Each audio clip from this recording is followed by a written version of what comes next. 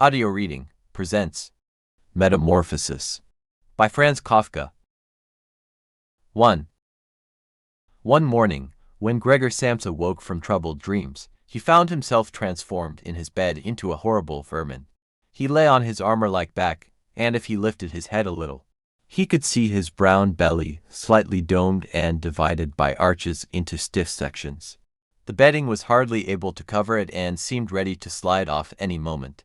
His many legs, pitifully thin compared with the size of the rest of him, waved about helplessly as he looked. "What's happened to me?" he thought. It wasn't a dream. His room, a proper human room, although a little too small, lay peacefully between its four familiar walls. A collection of textile samples lay spread out on the table. Samsa was a traveling salesman, and above it there hung a picture that he had recently cut out of an illustrated magazine and housed in a nice, gilded frame. It showed a lady fitted out with a fur hat and fur boa who sat upright, raising a heavy fur muff that covered the whole of her lower arm towards the viewer. Gregor then turned to look out the window at the dull weather. Drops of rain could be heard hitting the pane, which made him feel quite sad. "How about if I sleep a little bit longer and forget all this nonsense?" he thought. But that was something he was unable to do because he was used to sleeping on his right, and in his present state couldn't get into that position. However hard he threw himself onto his right, he always rolled back to where he was. He must have tried it 100 times, shut his eyes so that he wouldn't have to look at the floundering legs, and only stopped when he began to feel a mild, dull pain there that he had never felt before. "Oh, God," he thought, "what a strenuous career it is that I've chosen. Traveling day in and day out. Doing business like this takes much more effort than doing your own business at home. And on top of that there's the curse of traveling. Worries about making train connections, bad and irregular food. Contact with different people all the time, so that you can never get to know anyone or become friendly with them. It can all go to hell." He felt a slight itch up on his belly, pushed himself slowly up on his back towards the headboard so that he could lift his head better, found where the itch was, and saw that it was covered with lots of little white spots which he didn't know what to make of. And when he tried to feel the place with one of his legs he drew it quickly back, because as soon as he touched it, he was overcome by a cold shudder. He slid back into his former position. "Getting up early all the time," he thought, "it makes you stupid. You've got to get enough sleep. Other traveling salesmen live a life of luxury. For instance, whenever I go back to the guest house during the morning to copy out the contract, these gentlemen are always still sitting there eating their breakfasts. I ought to just try that with my boss. I'd get kicked out on the spot. But who knows? Maybe that would be the best thing for me. If I didn't have my parents to think about, I'd have given in my notice a long time ago. I'd have gone up to the boss and told him just what I think, tell him everything I would, let him know just what I feel. He'd fall right off his desk. And it's a funny sort of business to be sitting up there at your desk, talking down at your subordinates from up there, especially when you have to go right up close because the boss is hard of hearing. Well, there's still some hope. Once I've got the money together to pay off my parents' debt to him, another 5 or 6 years I suppose, that's definitely what I'll do. That's when I'll make the big change. First of all though, I've got to get up, my train leaves at 5. And he looked over at the alarm clock, ticking on the chest of drawers. God in heaven, he thought. It was 6:30 and the hands were quietly moving forwards. It was even later than 6:30, more like 6:45. Had the alarm clock not rung, he could see from the bed that it had been set for 4 o'clock as it should have been. It certainly must have rung. Yes, but was it possible to quietly sleep through that furniture rattling noise? True, he had not slept peacefully, but probably all the more deeply because of that. What should he do now? The next train went at 7. If he were to catch that, he would have to rush like mad, and the collection of samples was still not packed, and he did not at all feel particularly fresh and lively. And even if he did catch the train, he would not avoid his boss's anger, as the office assistant would have been there to see the 5 o'clock train go. He would have put in his report about Gregor's not being there a long time ago. The office assistant was the boss's man, spineless, and with no understanding. What about if he reported sick? But that would be extremely strained and suspicious, as in 5 years of service Gregor had never once yet been ill. His boss would certainly come round with the doctor from the medical insurance company, accuse his parents of having a lazy son, and accept the doctor's recommendation not to make any claim, as the doctor believed that no one was ever ill but that many were workshy. And what's more, would he have been entirely wrong in this case? Gregor did, in fact, apart from excessive sleepiness after sleeping for so long, feel completely well and even felt much hungrier than usual. He was still hurriedly thinking all this through, unable to decide to get out of the bed, when the clock struck 7:15. There was a cautious knock at the door near his head. "Gregor," somebody called. It was his mother. "It's 7:15. Didn't you want to go somewhere?" That gentle voice. Gregor was shocked when he heard his own voice answering. It could hardly be recognized as the voice he had had before. As if from deep inside him, there was a painful and uncontrollable squeaking mixed in with it. The words could be made out at first, but then there was a sort of echo which made them unclear, leaving the hearer unsure whether he had heard properly or not. Gregor had wanted to give a full answer and explain everything, but in the circumstances contented himself with saying, "Yes, mother, yes, thank you. I'm getting up now." The change in Gregor's voice probably could not be noticed outside through the wooden door, as his mother was satisfied with this explanation and shuffled away. But this short conversation made the other members of the family aware that Gregor, against their expectations, was still at home. And soon his father came knocking at one of the side doors, gently, but with his fist. "Gregor, Gregor," he called, "what's wrong?" And after a short while he called again with a warning deepness in his voice, "Gregor, Gregor." At the other side door his sister came plaintively, "Gregor, aren't you well? Do you need anything?" Gregor answered to both sides, "I'm ready now," making an effort to remove all the strangeness from his voice, by enunciating very carefully and putting long pauses between each individual word. His father went back to his breakfast, but his sister whispered, "Gregor, open the door, I beg of you." Gregor, however, had no thought of opening the door, and instead congratulated himself for his cautious habit, acquired from his traveling, of locking all doors at night even when he was at home. The first thing he wanted to do was to get up in peace without being disturbed, to get dressed, and most of all to have his breakfast. Only then would he consider what to do next, as he was well aware that he would not bring his thoughts to any sensible conclusions by lying in bed. He remembered that he had often felt a slight pain in bed, perhaps caused by lying awkwardly, but that had always turned out to be pure imagination, and he wondered how his imaginings would slowly resolve themselves today. He did not have the slightest doubt that the change in his voice was nothing more than the first sign of a serious cold, which was an occupational hazard for traveling salesmen. It was a simple matter to throw off the covers. He only had to blow himself up a little and they fell off by themselves. But it became difficult after that, especially as he was so exceptionally broad. He would have used his arms and his hands to push himself up, but instead of them he only had all those little legs continuously moving in different directions, and which he was moreover unable to control. If he wanted to bend one of them, then that was the first one that would stretch itself out, and if he finally managed to do what he wanted with that leg, all the others seemed to be set free and would move about painfully. "This is something that can't be done in bed," Gregor said to himself, "so don't keep trying to do it." The first thing he wanted to do was get the lower part of his body out of the bed. But he had never seen this lower part, and could not imagine what it looked like. It turned out to be too hard to move. It went so slowly, and finally, almost in a frenzy, when he carelessly shoved himself forwards with all the force he could gather, he chose the wrong direction, hit hard against the lower bedpost, and learned from the burning pain he felt that the lower part of his body might well, at present, be the most sensitive. So then he tried to get the top part of his body out of the bed first, carefully turning his head to the side. This he managed quite easily, and despite its breadth and its weight, the bulk of his body eventually followed slowly in the direction of the head.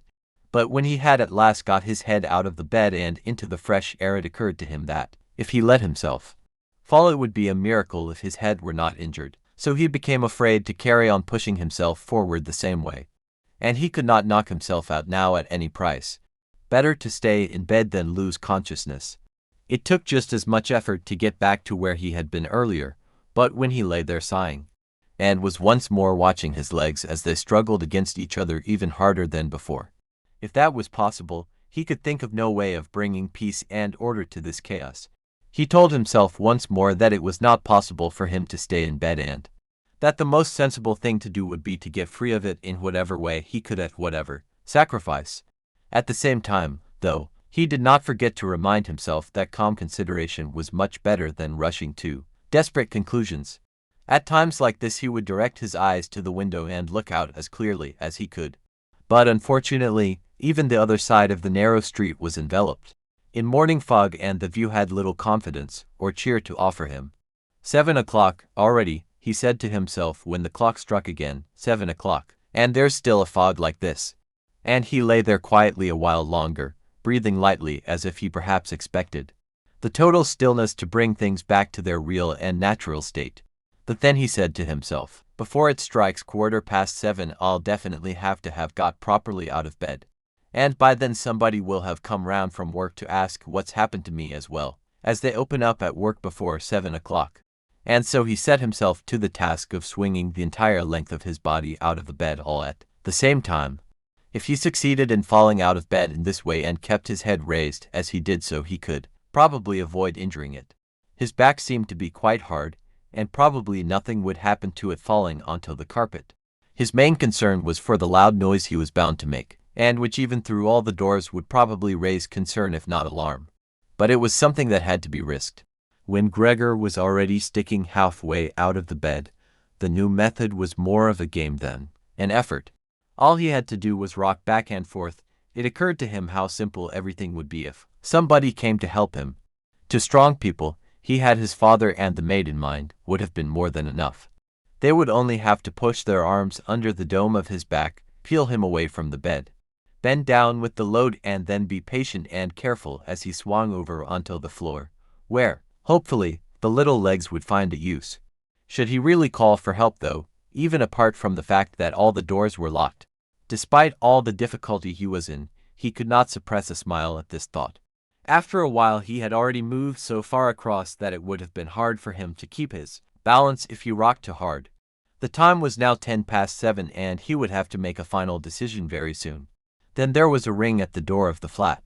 That'll be someone from work, he said to himself, and froze very still, although his little legs only became all the more lively as they danced round. For a moment everything remained quiet. They're not opening the door, Gregor said to himself, caught in some nonsensical hope. But then, of course, the maid's firm steps went to the door as ever and opened it. Gregor only needed to hear the visitor's first words of greeting and he knew who it was, the chief clerk himself. Why did Gregor have to be the only one condemned to work for a company where they immediately became highly suspicious at the slightest shortcoming? Were all employees, every one of them, louts? Was there not one of them who was faithful and devoted, who would go so mad with pangs of conscience that he couldn't get out of bed if he didn't spend at least a couple of hours in the morning on company business? Was it really not enough to let one of the trainees make inquiries, assuming inquiries were even necessary? Did the chief clerk have to come himself, and did they have to show the whole innocent family that this was so suspicious that only the chief clerk could be trusted to have the wisdom to investigate it? And more because these thoughts had made him upset than through any proper decision, he swung himself with all his force out of the bed. There was a loud thump, but it wasn't really a loud noise. His fall was softened a little by the carpet, and Gregor's back was also more elastic than he had thought, which made the sound muffled and not too noticeable. He had not held his head carefully enough, though, and hit it as he fell. Annoyed and in pain, he turned it and rubbed it against the carpet. Something's fallen down in there, said the chief clerk in the room on the left. Gregor tried to imagine whether something of the sort that had happened to him today could ever happen to the chief clerk too. You had to concede that it was possible. But as if in gruff reply to this question, the chief clerk's firm footsteps in his highly polished boots could now be heard in the adjoining room. From the room on his right, Gregor's sister whispered to him to let him know. Gregor, the chief clerk is here. Yes, I know, said Gregor to himself, but without daring to raise his voice loud enough for his sister to hear him. Gregor, said his father now from the room to his left, the chief clerk has come round and wants to know why you didn't leave on the early train. We don't know what to say to him. And anyway, he wants to speak to you personally. So please open up this door. I'm sure he'll be good enough to forgive the untidiness of your room. Then the chief clerk called good morning, Samsa. He isn't well, said his mother to the chief clerk. while his father continued to speak through the door. He isn't well, please believe me. Why else would Gregor have missed a train? The lad only ever thinks about the business. It nearly makes me cross the way he never goes out in the evenings. He's been in town for a week now but stayed home every evening. He sits with us in the kitchen and just reads the paper or studies train timetables. His idea of relaxation is working with his fretsaw. He's made a little frame, for instance. It only took him 2 or 3 evenings. You'll be amazed how nice it is. It's hanging up in his room. You'll see it as soon as Gregor opens the door. Anyway, I'm glad you're here. We wouldn't have been able to get Gregor to open the door by ourselves. He's so stubborn, and I'm sure he isn't well. He said this morning that he is, but he isn't. I'll be there in a moment, said Gregor slowly and thoughtfully, but without moving so that he would not miss any word of the conversation. Well, I can't think of any other way of explaining it, Mrs. Samsa, said the chief clerk. I hope it's nothing serious. But on the other hand, I must say that if we people in commerce ever become slightly unwell, then, fortunately or unfortunately as you like, we simply have to overcome it because of business considerations. Can the chief clerk come in to see you now then? Asked his father impatiently, knocking at the door again. No, said Gregor. In the room on his right there followed a painful silence. In the room on his left his sister began to cry. So why did his sister not go and join the others? She had probably only just got up and had not even begun to get dressed. And why was she crying? Was it because he had not got up, and had not let the chief clerk in? Because he was in danger of losing his job, and if that happened his boss would once more pursue their parents with the same demands as before. There was no need to worry about things like that yet. Gregor was still there and had not the slightest intention of abandoning his family. For the time being he just lay there on the carpet, and no one who knew the condition he was in would seriously have expected him to let the chief clerk in. It was only a minor discourtesy, and a suitable excuse could easily be found for it later on. It was not something for which Gregor could be sacked on the spot, and it seemed to Gregor much more sensible to leave him now in peace instead of disturbing him with talking at him and crying. But the others didn't know what was happening. They were worried. That would excuse their behavior. The chief clerk now raised his voice. Mr. Samsa, he called to him, what is wrong? You barricade yourself in your room. Give us no more than yes or no for an answer. You are causing serious and unnecessary concern to your parents and you fail. And I mention this just by the way, you fail to carry out your business duties in a way that is quite unheard of. I'm speaking here on behalf of your parents and of your employer, and really must request a clear and immediate explanation. I am astonished, quite astonished. I thought I knew you as a calm and sensible person, and now you suddenly seem to be showing off with peculiar whims. This morning, your employer did suggest a possible reason for your failure to appear. It's true. It had to do with the money that was recently entrusted to you. But I came near to giving him my word of honor that that could not be the right explanation. But now that I see your incomprehensible stubbornness, I no longer feel any wish whatsoever to intercede on your behalf. And nor is your position all that secure. I had originally intended to say all this to you in private. But since you cause me to waste my time here for no good reason, I don't see why your parents should not also learn of it. Your turnover has been very unsatisfactory of late. I grant you that it's not the time of year to do especially good business, we recognize that. But there simply is no time of year to do no business at all. Mr. Samsa, we cannot allow there to be. But sir, called Gregor, beside himself and forgetting all else in the excitement, I'll open up immediately, just a moment. I'm slightly unwell, an attack of dizziness, I haven't been able to get up. I'm still in bed now. I'm quite fresh again now, though. I'm just getting out of bed. Just a moment. Be patient, it's not quite as easy as I'd thought. I'm quite all right now, though. It's shocking, what can suddenly happen to a person. I was quite all right last night, my parents know about it, perhaps better than me. I had a small symptom of it last night already. They must have noticed it. I don't know why I didn't let you know at work. But you always think you can get over an illness without staying at home. Please, don't make my parents suffer. There's no basis for any of the accusations you're making. Nobody's ever said a word to me about any of these things. Maybe you haven't read the latest contracts I sent in. I'll set off with the 8 o'clock train, as well. These few hours of rest have given me strength. You don't need to wait, sir. I'll be in the office soon after you. And please be so good as to tell that to the boss and recommend me to him." And while Gregor gushed out these words, hardly knowing what he was saying, he made his way over to the chest of drawers. This was easily done, probably because of the practice he had already had in bed, where he now tried to get himself upright. He really did want to open the door, really did want to let them see him and to speak with the chief clerk.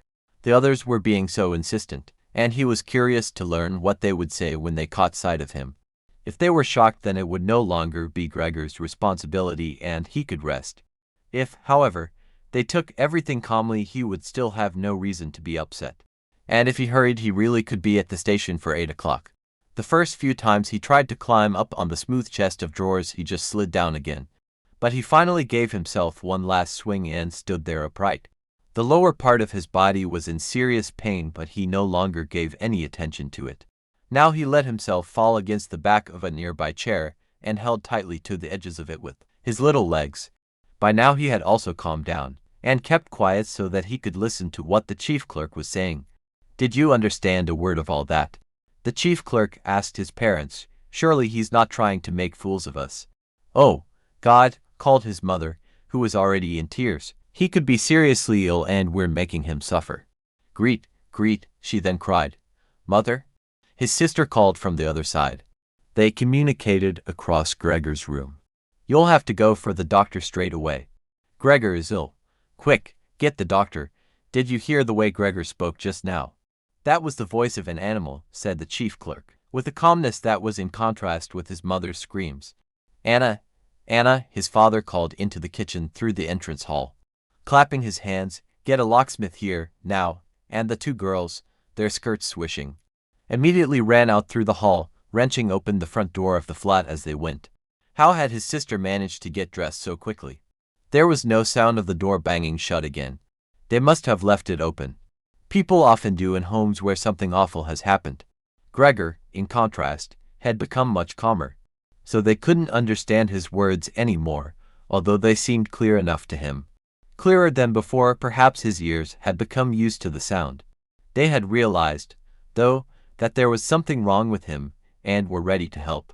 The first response to his situation had been confident and wise, and that made him feel better. He felt that he had been drawn back in among people, and from the doctor and the locksmith. He expected great and surprising achievements, although he did not really distinguish one from the other.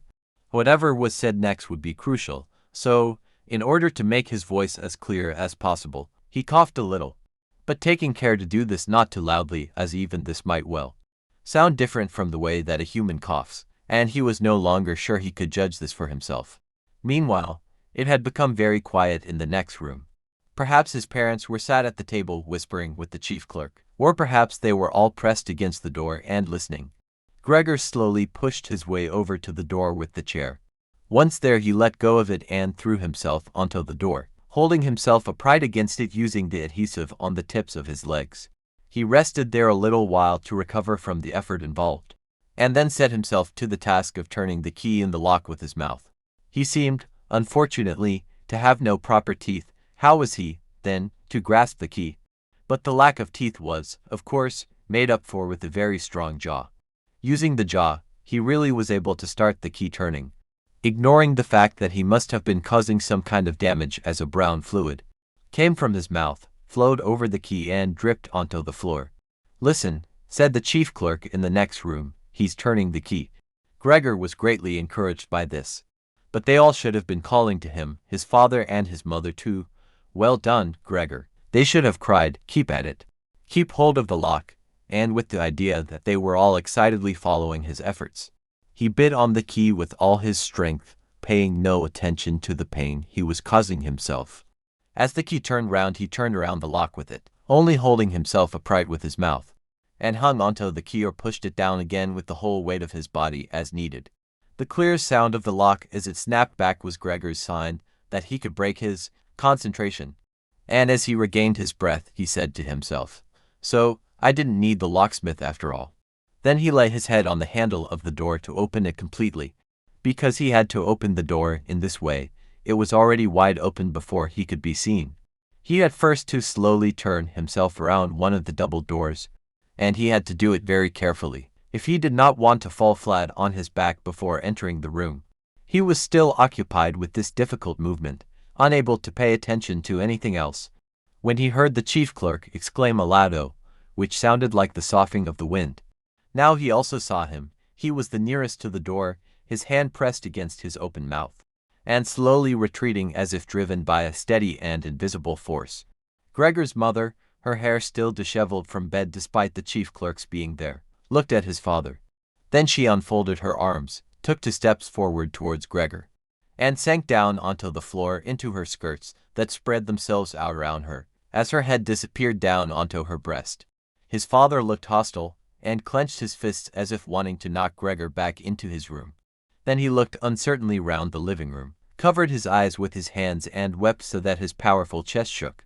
So Gregor did not go into the room, but leaned against the inside of the other door, which was still held bolted in place. In this way only half of his body could be seen, along with his head above it, which he leaned over to one side as he peered out at the others. Meanwhile the day had become much lighter. Part of the endless, gray-black building on the other side of the street, which was a hospital, could be seen quite clearly with the austere and regular line of windows piercing its facade. The rain was still falling, now throwing down large, individual droplets which hit the ground one at a time. The washing up from breakfast lay on the table. There was so much of it because, for Gregor's father, breakfast was the most important meal of the day, and he would stretch it out for several hours as he sat reading a number of different newspapers. On the wall exactly opposite there was a photograph of Gregor when he was a lieutenant in the army, his sword in his hand and a carefree smile on his face as he called forth respect for his uniform and bearing. The door to the entrance hall was open, and as the front door of the flat was also open, he could see onto the landing and the stairs where they began their way down below. "Now, then," said Gregor, well aware that he was the only one to have kept calm. "I'll get dressed straight away now, pack up my samples and set off. Will you please just let me leave? You can see," he said to the chief clerk, "that I'm not stubborn and I like to do my job. Being a commercial traveler is arduous, but without traveling I couldn't earn my living. So where are you going? Into the office?" "Yes. Will you report everything accurately, then? It's quite possible for someone to be temporarily unable to work, but that's just the right time to remember what's been achieved in the past and consider that later on. Once the difficulty has been removed, he will certainly work with all the more diligence and concentration. You're well aware that I'm seriously in debt to our employer, as well as having to look after my parents and my sister, so that I'm trapped in a difficult situation, but I will work my way out of it again. Please don't make things any harder for me than they are already, and don't take sides against me at the office. I know that nobody likes the travelers. They think we earn an enormous wage as well as having a soft time of it. That's just prejudice, but they have no particular reason to think better of it. But you, sir, you have a better overview than the rest of the staff. In fact, if I can say this in confidence, a better overview than the boss himself. It's very easy for a businessman like him to make mistakes about his employees and judge them more harshly than he should. And you're also well aware that we travelers spend almost the whole year away from the office, so that we can very easily fall victim to gossip and chance and groundless complaints. And it's almost impossible to defend yourself from that sort of thing. We don't usually even hear about them. Or if at all, it's when we arrive back home exhausted from a trip. And that's when we feel the harmful effects of what's been going on without even knowing what caused them. Please, don't go away. At least first say something to show that you grant that I'm at least partly right." But the chief clerk had turned away as soon as Gregor had started to speak, and, with protruding lips, only stared back at him over his trembling shoulders as he left. He did not keep still for a moment while Gregor was speaking, but moved steadily towards the door without taking his eyes off him. He moved very gradually, as if there had been some secret prohibition on leaving the room. It was only when he had reached the entrance hall that he made a sudden movement, drew his foot from the living room, and rushed forward in a panic. In the hall, he stretched his right hand far out towards the stairway as if out there were some supernatural force waiting to save him. Gregor realized that it was out of the question to let the chief clerk go away in this mood if his position in the firm was not to be put into extreme danger. That was something his parents did not understand very well. Over the years, they had become convinced that this job would provide for Gregor for his entire life. And besides, They had so much to worry about at present that they had lost sight of any thought for the future. Gregor, though, did think about the future. The chief clerk had to be held back, calmed down, convinced, and finally won over. The future of Gregor and his family depended on it. If only his sister were here. She was clever. She was already in tears while Gregor was still lying peacefully on his back. And the chief clerk was a lover of women. Surely she could persuade him. She would close the front door in the entrance hall and talk him out of his shocked state. But his sister was not there. Gregor would have to do the job himself. And without considering that he still was not familiar with how well he could move about in his present state, or that his speech still might not, or probably would not be understood, he let go of the door, pushed himself through the opening, tried to reach the chief clerk on the landing who, ridiculously, was holding onto the banister with both hands. But Gregor fell immediately over and, with a little scream as he sought something to hold onto, landed on his numerous little legs. Hardly had that happened than, for the first time that day, he began to feel all right with his body. The little legs had the solid ground under them.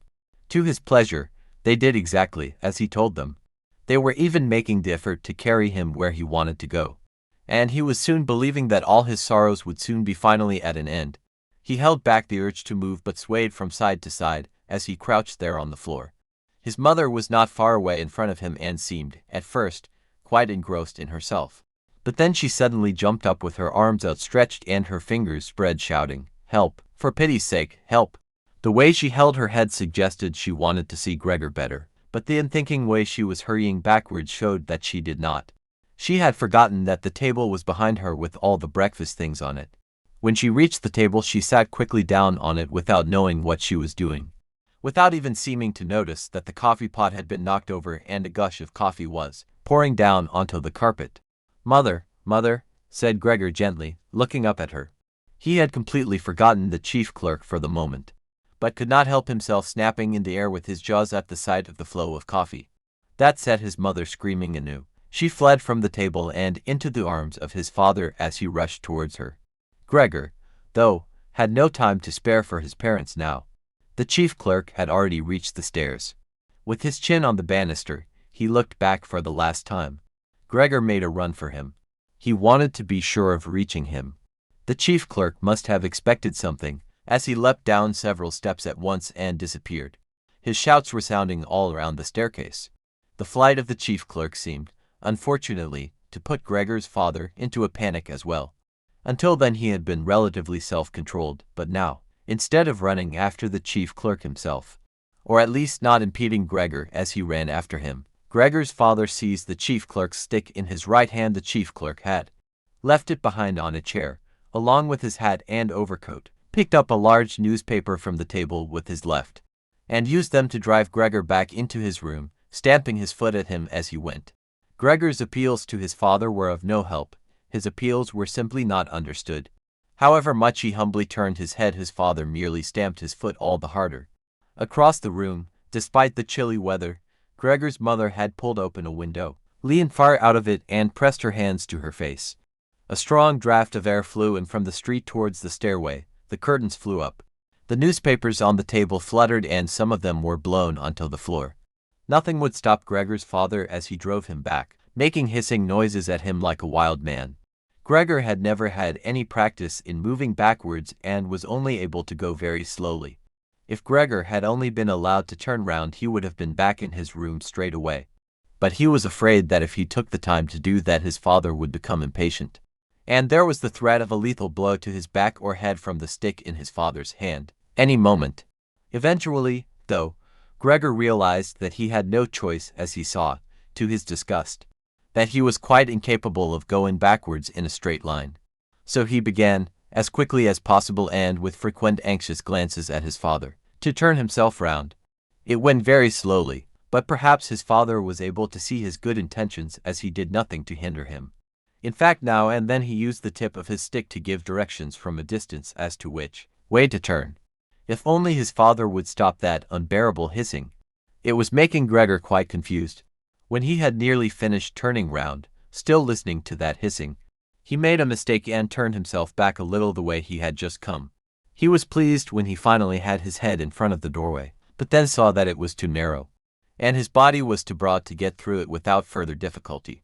In his present mood, it obviously did not occur to his father to open the other of the double doors so that Gregor would have enough space to get through. He was merely fixed on the idea that Gregor should be got back into his room as quickly as possible, nor would he ever have allowed Gregor the time to get himself upright as preparation for getting through the doorway. What he did, making more noise than ever, was to drive Gregor forwards all the harder as if there had been nothing in the way. It sounded to Gregor as if there was now more than one father behind him. It was not a pleasant experience, and Gregor pushed himself into the doorway without regard for what might happen. One side of his body lifted itself. He lay at an angle in the doorway. One flank scraped on the white door and was painfully injured, leaving vile brown flecks on it. Soon he was stuck fast and would not have been able to move at all by himself. The little legs along one side hung quivering in the air, while those on the other side were pressed painfully against the ground. Then his father gave him a hefty shove from behind which released him from where he was held and sent him flying, and heavily bleeding, deep into his room. The door was slammed shut with the stick. Then, finally, all was quiet. 2.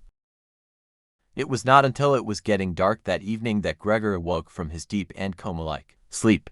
He would have woken soon afterwards anyway, even if he hadn't been disturbed, as he had had enough sleep and felt fully rested. But he had the impression that some hurried steps and the sound of the door leading into the front room being carefully shut had woken him. The light from the electric street lamps shone pallidly here and there onto the ceiling and tops of the furniture, but down below, where Gregor was, it was dark. He pushed himself over to the door, feeling his way clumsily with his antennae, of which he was now beginning to learn the value, in order to see what had been happening there. The whole of his left side seemed like one painfully stretched scar, and he limped badly on his 2 rows of legs. One of the legs had been badly injured in the events of that morning. It was nearly a miracle that only one of them had been, and dragged along lifelessly. It was only when he had reached the door that he realized what it actually was that had drawn him over to it. It was the smell of something to eat. By the door there was a dish filled with sweetened milk with little pieces of white bread floating in it.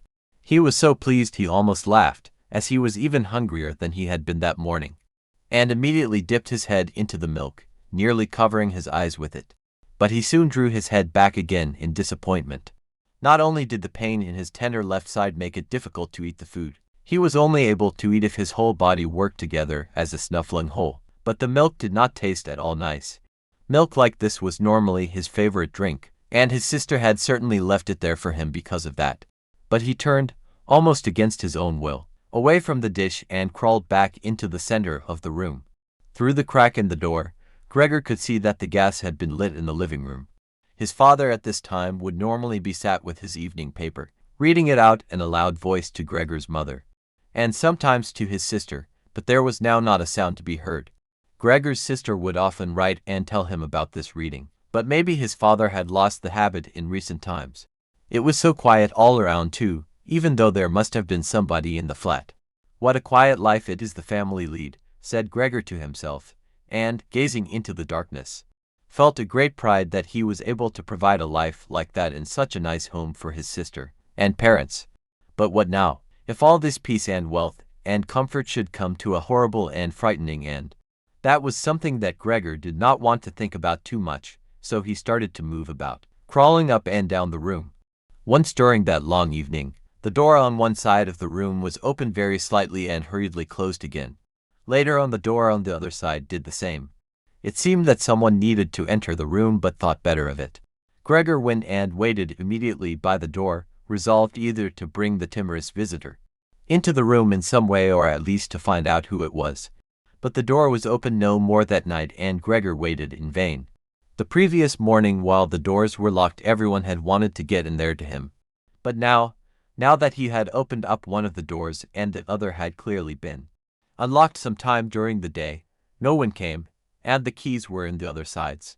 It was not until late at night that the gaslight in the living room was put out, and now it was easy to see that his parents and sister had stayed awake all that time, as they all could be distinctly heard as they went away together on tiptoe. It was clear that no one would come into Gregor's room any more until morning. That gave him plenty of time to think undisturbed about how he would have to rearrange his life.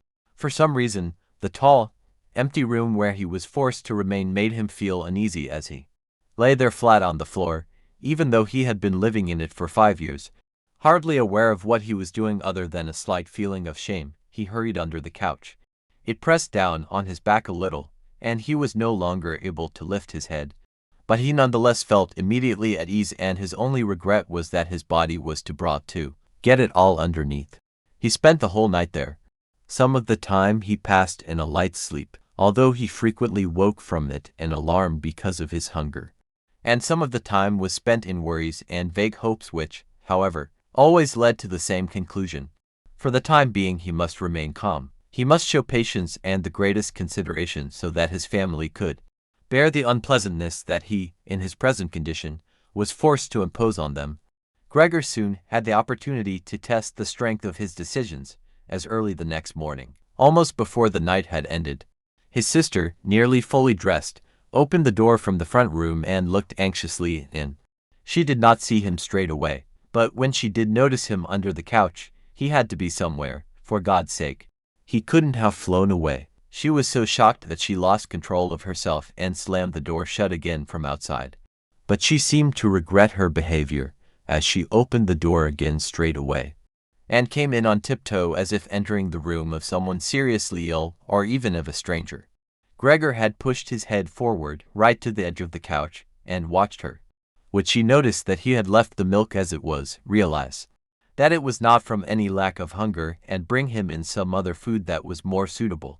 If she didn't do it herself, he would rather go hungry than draw her attention to it. Although he did feel a terrible urge to rush forward from under the couch, throw himself at his sister's feet and beg her for something good to eat. However, his sister noticed the full dish immediately and looked at it and the few drops of milk splashed around it with some surprise. She immediately picked it up, using a rag, not her bare hands, and carried it out. Gregor was extremely curious as to what she would bring in its place, imagining the wildest possibilities. But he never could have guessed what his sister, in her goodness, actually did bring. In order to test his taste, she brought him a whole selection of things, all spread out on an old newspaper. There were old, half-rotten vegetables, bones from the evening meal, covered in white sauce that had gone hard, a few raisins and almonds, some cheese that Gregor had declared inedible 2 days before, a dry roll and some bread spread with butter and salt, as well as all that she had poured some water into the dish, which had probably been permanently set aside for Gregor's use, and placed it beside them. Then, out of consideration for Gregor's feelings, as she knew that he would not eat in front of her, she hurried out again and even turned the key in the lock, so that Gregor would know he could make things as comfortable for himself as he liked. Gregor's little legs whirred. At last he could eat. What's more, his injuries must already have completely healed, as he found no difficulty in moving. This amazed him, as more than a month earlier he had cut his finger slightly with a knife. He thought of how his finger had still hurt the day before yesterday. Am I less sensitive than I used to be, then? He thought, and was already sucking greedily at the cheese, which had immediately, almost compellingly, attracted him much more than the other foods on the newspaper. Quickly, one after another, his eyes watering with pleasure, he consumed the cheese, the vegetables and the sauce. The fresh foods, on the other hand, he didn't like at all, and even dragged. The things he did want to eat a little way away from them because he couldn't stand the smell. Long after he had finished eating and lay lethargic in the same place, his sister slowly turned the key in the lock as a sign to him that he should withdraw. He was immediately startled, although he had been half asleep, and he hurried back under the couch. But he needed great self-control to stay there even for the short time that his sister was in the room, as eating so much food had rounded out his body a little and he could hardly breathe in that narrow space. Half suffocating, he watched with bulging eyes as his sister and self-consciously took a broom and swept up the leftovers, mixing them in with the food he had not even touched at all, as if it could not be used anymore. She quickly dropped it all into a bin, closed it with its wooden lid, and carried everything out. She had hardly turned her back before Gregor came out again from under the couch and stretched himself.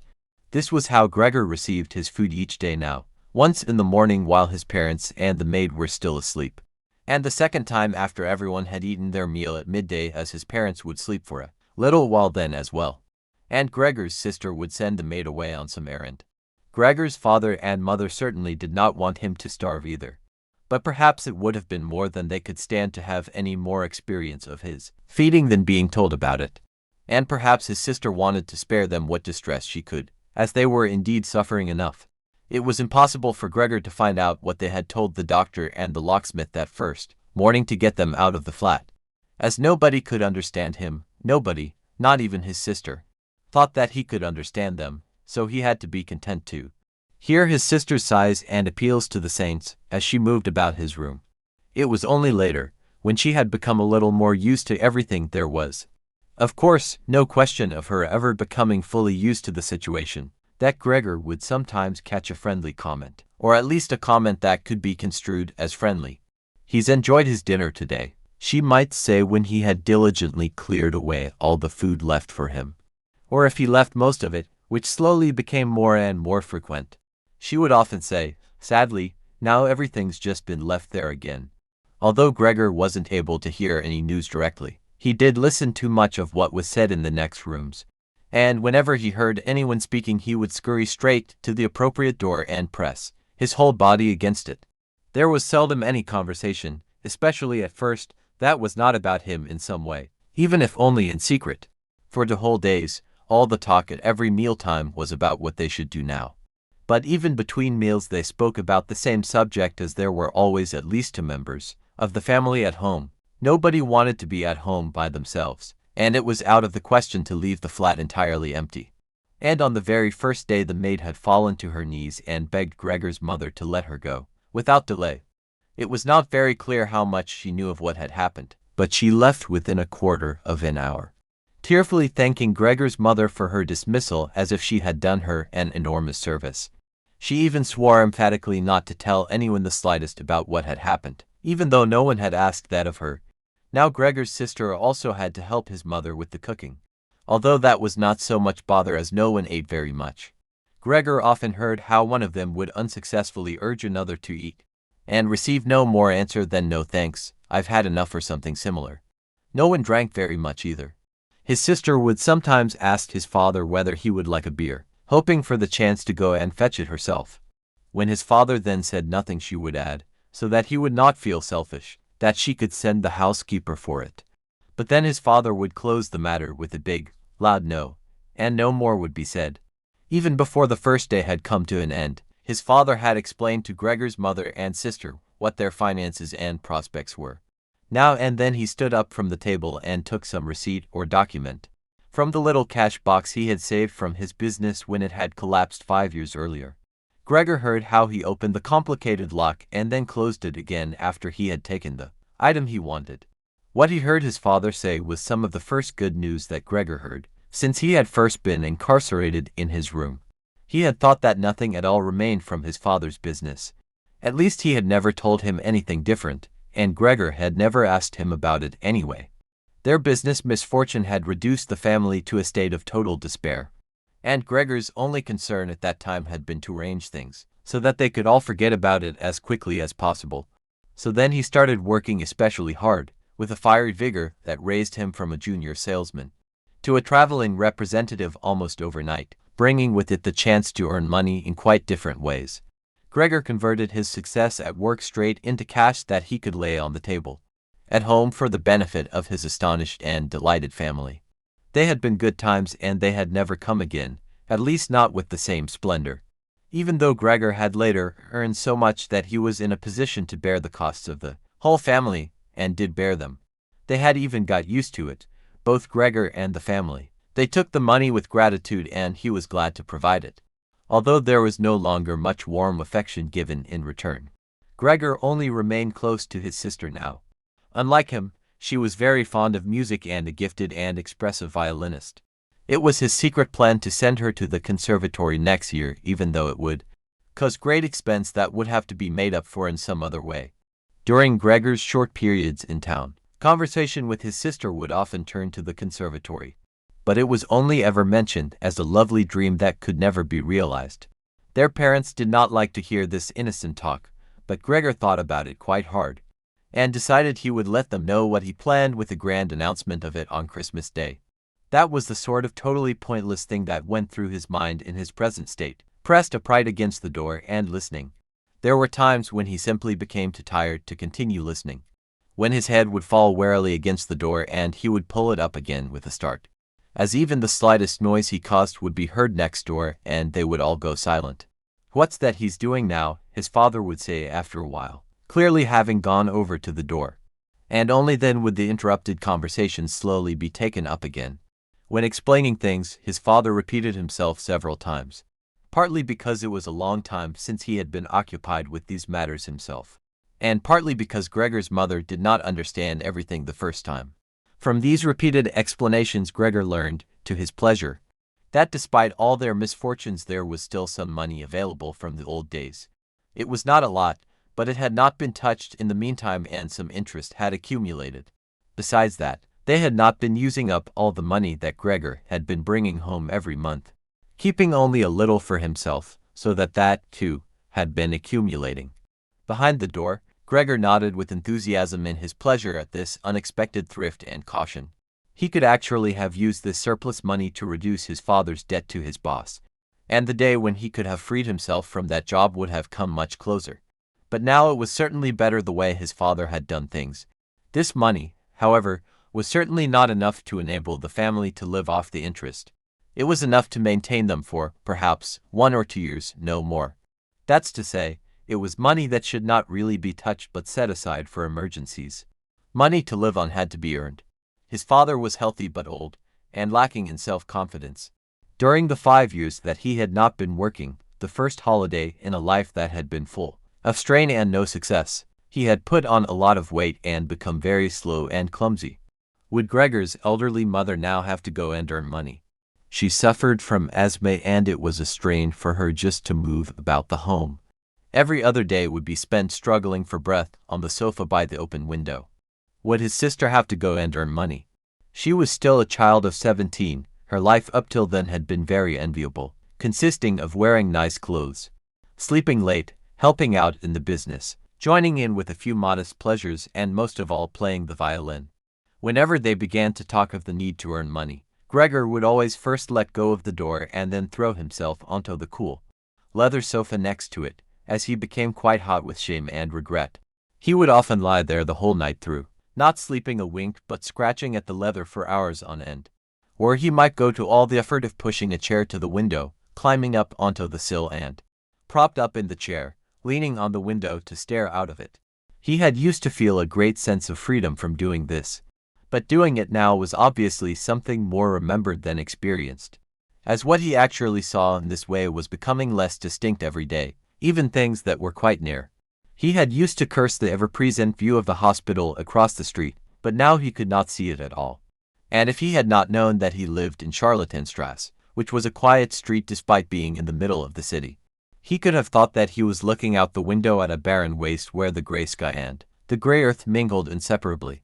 His observant sister only needed to notice the chair twice before she would always push it back to its exact position by the window. After she had tidied up the room, and even left the inner pane of the window open from then on. If Gregor had only been able to speak to his sister and thank her for all that she had to do for him, it would have been easier for him to bear it. But as it caused him pain. His sister, naturally, tried as far as possible to pretend there was nothing burdensome about it, and the longer it went on, of course, the better she was able to do so. But as time went by, Gregor was also able to see through it all so much better. It had even become very unpleasant for him, now, whenever she entered the room. No sooner had she come in than she would quickly close the door as a precaution, so that no one would have to suffer the view into Gregor's room. Then she would go straight to the window and pull it hurriedly open almost as if she were suffocating. Even if it was cold, she would stay at the window breathing deeply for a little while. She would alarm Gregor twice a day with this running about and noise-making. He would stay under the couch shivering the whole while, knowing full well that she would certainly have liked to spare him this ordeal. But it was impossible for her to be in the same room with him with the windows closed. One day, about a month after Gregor's transformation, when his sister no longer had any particular reason to be shocked at his appearance, she came into the room a little earlier than usual and found him still staring out the window, motionless, and just where he would be most horrible. In itself, his sister's not coming into the room would have been no surprise for Gregor, as it would have been difficult for her to immediately open the window while he was still there. But not only did she not come in, she went straight back and closed the door behind her. A stranger would have thought he had threatened her and tried to bite her. Gregor went straight to hide himself under the couch, of course. But he had to wait until midday before his sister came back, and she seemed much more uneasy than usual. It made him realize that she still found his appearance unbearable and would continue to do so. She probably even had to overcome the urge to flee when she saw the little bit of him that protruded from under the couch. One day, in order to spare her even this sight, he spent for hours carrying the bedsheet over to the couch on his back and arranged it so that he was completely covered and his sister would not be able to see him even if she bent down. If she did not think this sheet was necessary, then all she had to do was take it off again, as it was clear enough that it was no pleasure for Gregor to cut himself off so completely. She left the sheet where it was. Gregor even thought he glimpsed a look of gratitude one time, when he carefully looked out from under the sheet to see how his sister liked the new arrangement. For the first 14 days, Gregor's parents could not bring themselves to come into the room to see him. He would often hear them say how they appreciated all the new work his sister was doing, even though, before, they had seen her as a girl who was somewhat useless and frequently been annoyed with her. But now the two of them, father and mother, would often both wait outside the door of Gregor's room while his sister tidied up in there, and as soon as she went out again she would have to tell them exactly how everything looked, what Gregor had eaten, how he had behaved this time, and whether, perhaps, any slight improvement could be seen. His mother also wanted to go in and visit Gregor relatively soon, but his father and sister at first persuaded her against it. Gregor listened very closely to all this, and approved fully.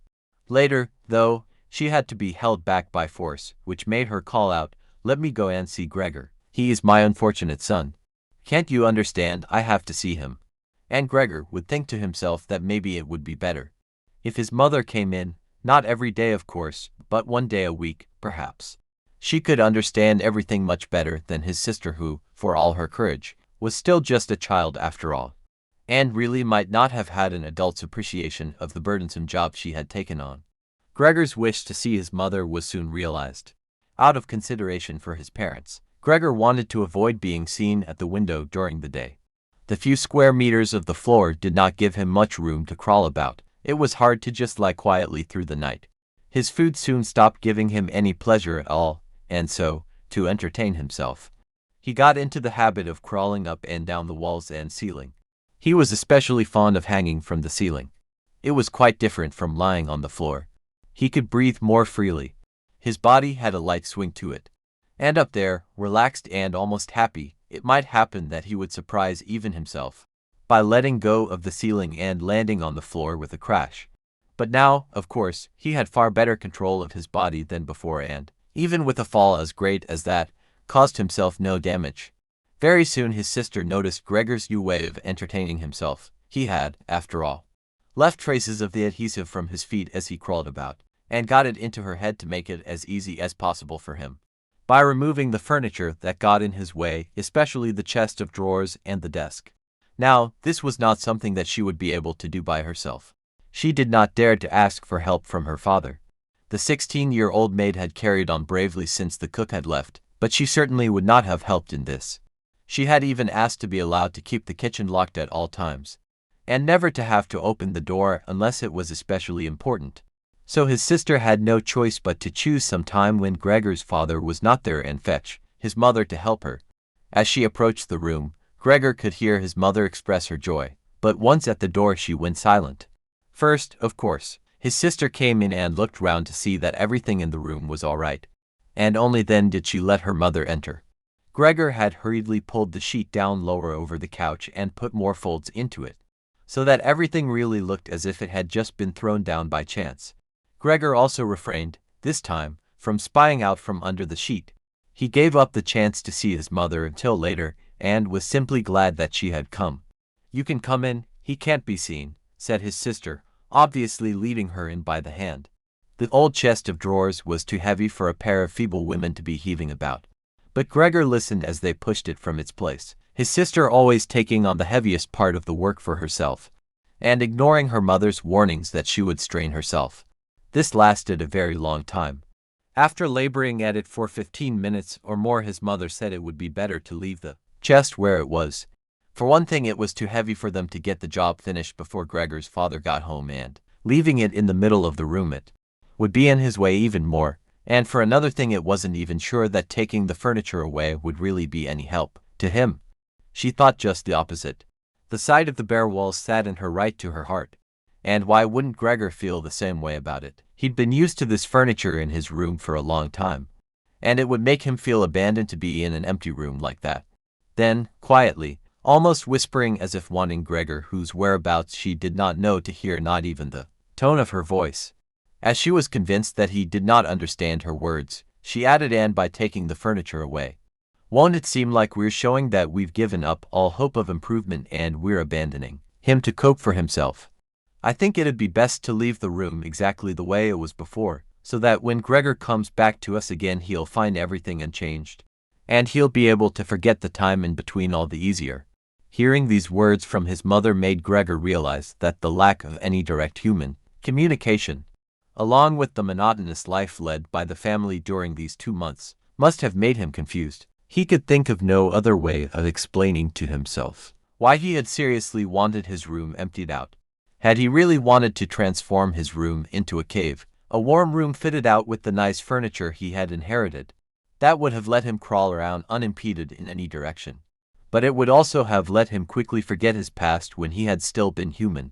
He had come very close to forgetting, and it had only been the voice of his mother, unheard for so long, that had shaken him out of it. Nothing should be removed. Everything had to stay. He could not do without the good influence the furniture had on his condition. And if the furniture made it difficult for him to crawl about mindlessly, that was not a loss but a great advantage. His sister, unfortunately, did not agree. She had become used to the idea, not without reason, that she was Gregor's spokesman to his parents about the things that concerned him.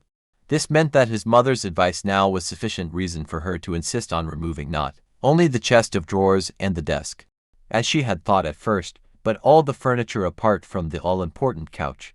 It was more than childish perversity, of course, or the unexpected confidence she had recently acquired, that made her insist. She had indeed noticed that Gregor needed a lot of room to crawl about in, whereas the furniture, as far as anyone could see, was of no use to him at all. Girls of that age, though, do become enthusiastic about things and feel they must get their way whenever they can. Perhaps this was what tempted Greet to make Gregor's situation seem even more shocking than it was, so that she could do even more for him. Greet would probably be the only one who would dare enter a room dominated by Gregor crawling about the bare walls by himself. So she refused to let her mother dissuade her. Gregor's mother already looked uneasy in his room. She soon stopped speaking, and helped Gregor's sister to get the chest of drawers out with what strength she had. The chest of drawers was something that Gregor could do without if he had to, but the writing desk had to stay. Hardly had the two women pushed the chest of drawers, groaning, out of the room. Then Gregor poked his head out from under the couch to see what he could do about it. He meant to be as careful and considerate as he could, but, unfortunately, it was his mother who came back first while Greed in the next room had her arms round the chest, pushing and pulling at it from side to side by herself without, of course, moving it an inch. His mother was not used to the sight of Gregor. He might have made her ill. So Gregor hurried backwards to the far end of the couch. In his startlement, though, he was not able to prevent the sheet at its front from moving a little. It was enough to attract his mother's attention. She stood very still, remained there a moment, and then went back out to greet. Gregor kept trying to assure himself that nothing unusual was happening. It was just a few pieces of furniture being moved after all. But he soon had to admit that the women go into and fro, their little calls to each other, the scraping of the furniture on the floor. All these things made him feel as if he were being assailed from all sides. With his head and legs pulled in against him and his body pressed to the floor, he was forced to admit to himself that he could not stand all of this much longer. They were emptying his room out, taking away everything that was dear to him. They had already taken out the chest containing his fretsaw and other tools. Now they threatened to remove the writing desk with its place clearly worn into the floor. The desk where he had done his homework as a business trainee at high school. even while he had been at infant school. He really could not wait any longer to see whether the two women's intentions were good. He had nearly forgotten they were there anyway, as they were now too tired to say anything while they worked, and he could only hear their feet as they stepped heavily on the floor. So, while the women were leaned against the desk in the other room catching their breath, he sallied out, changed direction for times, not knowing what he should say first before his attention was suddenly caught by the picture on the wall, which was already denuded of everything else that had been on it, of the lady dressed in copious fur. He hurried up onto the picture and pressed himself against its glass. It held him firmly and felt good on his hot belly. This picture, at least now totally covered by Gregor, would certainly be taken away by no one. He turned his head to face the door into the living room, so that he could watch the women when they came back. They had not allowed themselves a long rest and came back quite soon. Greed had put her arm around her mother and was nearly carrying her. "What shall we take now, then?" said Greed, and looked around. Her eyes met those of Gregor on the wall. Perhaps only because her mother was there, she remained calm, bent her face to her so that she would not look round, and said, albeit hurriedly and with a tremor in her voice, "Come on, let's go back in the living room for a while." Gregor could see what Greed had in mind. She wanted to take her mother somewhere safe and then chase him down from the wall. Well, she could certainly try it. He sat unyielding on his picture. He would rather jump at Greet's face. But Greet's words had made her mother quite worried. She stepped to one side, saw the enormous brown patch against the flowers of the wallpaper, and before she even realized it was Gregor that she saw, screamed, "Oh God, oh God," arms outstretched. She fell onto the couch as if she had given up everything and stayed there immobile. "Gregor," shouted his sister, glowering at him and shaking her fist. That was the first word she had spoken to him directly since his transformation. She ran into the other room to fetch some kind of smelling salts to bring her mother out of her faint. Gregor wanted to help too. He could save his picture later, although he stuck fast to the glass and had to pull himself off by force. Then he, too, ran into the next room as if he could advise his sister like in the old days. But he had to just stand behind her doing nothing. She was looking into various bottles. He startled her when she turned round. A bottle fell to the ground and broke. A splinter cut Gregor's face. Some kind of caustic medicine splashed all over him. Now, without delaying any longer, Greet took hold of all the bottles she could and ran with them into her mother. She slammed the door shut with her foot. So now Gregor was shut out from his mother, who, because of him, might be near to death. He could not open the door if he did not want to chase his sister away, and she had to stay with his mother. There was nothing for him to do but wait. And, oppressed with anxiety and self-reproach, he began to crawl about. He crawled over everything: walls, furniture, ceiling. And finally, in his confusion, as the whole room began to spin around him, he fell down into the middle of the dinner table. He lay there for a while, numb and immobile. All around him it was quiet. Maybe that was a good sign. Then there was someone at the door. The maid, of course, had locked herself in her kitchen so that Greet would have to go and answer it. His father had arrived home. "What's happened?" were his first words. Greet's appearance must have made everything clear to him. She answered him with subdued voice and openly pressed her face into his chest. "Mother's fainted, but she's better now." Gregor got out. "Just as I expected," said his father. "Just as I always said, but you women wouldn't listen, would you?" It was clear to Gregor that Greed had not said enough and that his father took it to mean that something bad had happened, that he was responsible for some act of violence. That meant Gregor would now have to try to calm his father, as he did not have the time to explain things to him even if that had been possible. So he fled to the door of his room and pressed himself against it so that his father, when he came in from the hall, could see straight away that Gregor had the best intentions, and would go back into his room without delay, that it would not be necessary to drive him back, but that they had only to open the door and he would disappear. His father, though, was not in the mood to notice subtleties like that. "Ah," he shouted as he came in, sounding as if he were both angry and glad at the same time. Gregor drew his head back from the door and lifted it towards his father. He really had not imagined his father the way he stood there now. Of late, with his new habit of crawling about, he had neglected to pay attention to what was going on the rest of the flat the way he had done before. He really ought to have expected things to have changed, but still, was that really his father?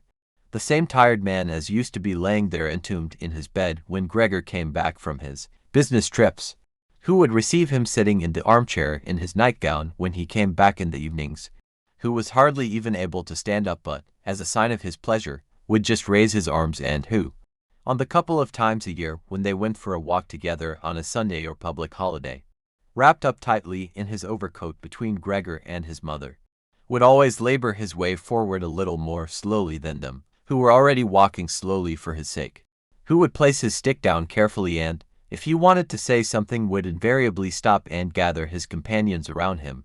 He was standing up straight enough now, dressed in a smart blue uniform with gold buttons, the sort worn by the employees at the banking institute. Above the high, stiff collar of the coat his strong double chin emerged.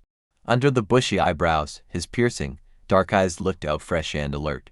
His normally unkempt white hair was combed down painfully close to his scalp. He took his cap, with its gold monogram from, probably, some bank, and threw it in an arc right across the room onto the sofa, put his hands in his trouser pockets, pushing back the bottom of his long uniform coat, and, with look of determination, walked towards Gregor. He probably did not even know himself what he had in mind, but nonetheless lifted his feet unusually high. Gregor was amazed at the enormous size of the soles of his boots, but wasted no time with that. He knew full well, right from the first day of his new life, that his father thought it necessary to always be extremely strict with him, and so he ran up to his father, stopped when his father stopped, scurried forwards again when he moved, even slightly. In this way they went round the room several times without anything decisive happening, without even giving the impression of a chase, as everything went so slowly. Gregor remained all this time on the floor, largely because he feared his father might see it, as especially provoking if he fled onto the wall or ceiling. Whatever he did, Gregor had to admit that he certainly would not be able to keep up this running about for long. As for each step his father took, he had to carry out countless movements. He became noticeably short of breath. Even in his earlier life his lungs had not been very reliable. Now, as he lurched about in his efforts to muster all the strength he could for running, he could hardly keep his eyes open. His thoughts became too slow for him to think of any other way of saving himself than running. He almost forgot that the walls were there for him to use, although, here, they were concealed behind carefully carved furniture full of notches and protrusions. Then, right beside him, lightly tossed, something flew down and rolled in front of him. It was an apple. Then another one immediately flew at him. Gregor froze in shock. There was no longer any point in running, as his father had decided to bombard him. He had filled his pockets with fruit from the bowl on the sideboard and now, without even taking the time for careful aim, threw one apple after another. These little, red apples rolled about on the floor, knocking into each other as if they had electric motors. An apple thrown without much force glanced against Gregor's back and slid off without doing any harm. Another one, however, immediately following it, hit squarely and lodged in his back. Gregor wanted to drag himself away, as if he could remove the incredible pain by changing his position, but he felt as if nailed to the spot and spread himself out, all his senses in confusion. The last thing he saw was the door of his room being pulled open. His sister was screaming. His mother ran out in front of her in her blouse, as his sister had taken off some of her clothes after she had fainted to make it easier for her to breathe. She ran to his father, her skirts unfastened and sliding one after another to the ground. Stumbling over the skirts, she pushed herself to his father, her arms around him, uniting herself with him totally. Now Gregor lost his ability to see anything, her hands behind his father's head begging him to spare Gregor's life. 3. No one dared to remove the apple lodged in Gregor's flesh, so it remained there as a visible reminder of his injury. He had suffered it there for more than a month, and his condition seemed serious enough to remind even his father that Gregor, despite his current sad and revolting form, was a family member who could not be treated as an enemy. On the contrary, as a family there was a duty to swallow any revulsion for him and to be patient, just to be patient. Because of his injuries, Gregor had lost much of his mobility, probably permanently. He had been reduced to the condition of an ancient invalid, and it took him long minutes to crawl across his room.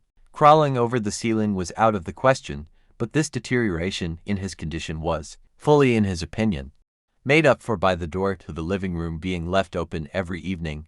He got into the habit of closely watching it for 1 or 2 hours before it was opened and then, lying in the darkness of his room where he could not be seen from the living room, he could watch the family in the light of the dinner table and listen to their conversation, with everyone's permission, in a way, and thus quite differently from before.